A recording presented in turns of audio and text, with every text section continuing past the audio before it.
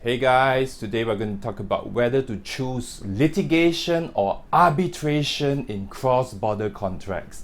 Now, litigation simply means suing people in court.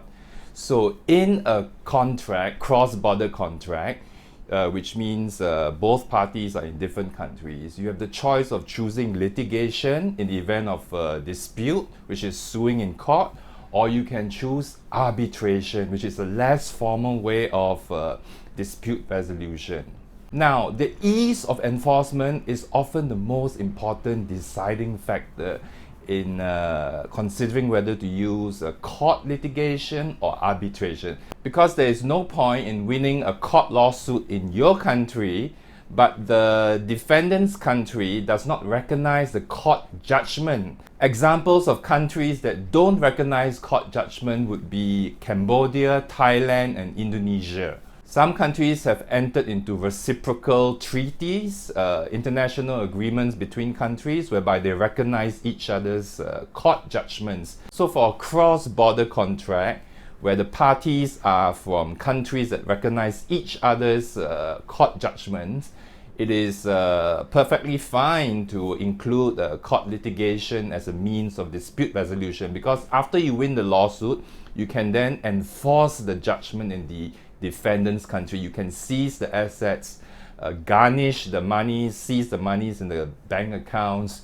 You can bankrupt the company or bankrupt the person. The New York Convention on the Recognition and Enforcement of Foreign Arbitral Awards provides for an established enforcement regime for international arbitration awards. Arbitration awards are like court judgments. They are judgments passed by an arbitration panel which have to be converted into the local judgment before they can be enforced. Now, most countries have signed up to the New York Convention.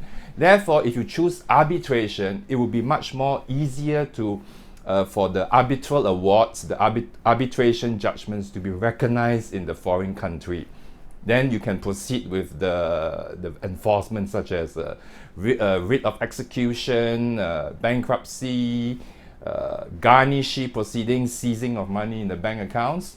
So for cross-border contracts, that means where both parties to the contract are from different countries, you should always choose arbitration as the mechanism for dispute resolution, unless both of the countries where the parties are recognize each other's court judgments. For example, Singapore and Hong Kong, Singapore and the United Kingdom, Singapore and the United States. Furthermore, in arbitration, procedural deadlines can be more flexible and informal, whereas litigating in court, the court procedures are more rigid and the courts have greater powers to penalize parties to the litigation in respect of breaches of procedural deadlines.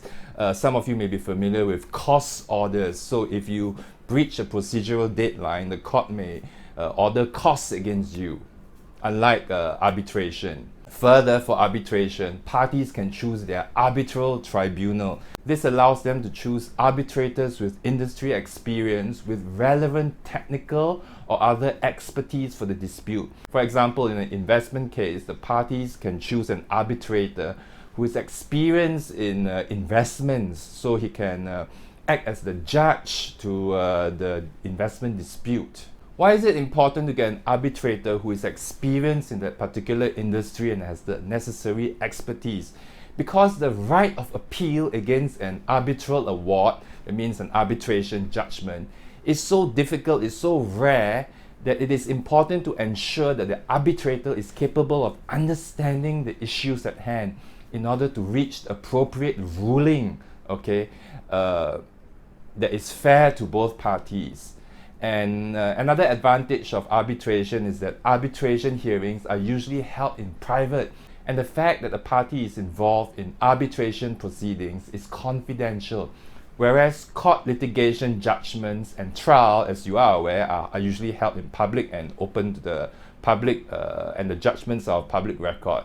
So the take home for today is, if you're entering into a cross-border contract, check whether the jurisdictions of the parties to the contract have reciprocal recognition of court judgments. If not, then the best choice of dispute resolution would be arbitration.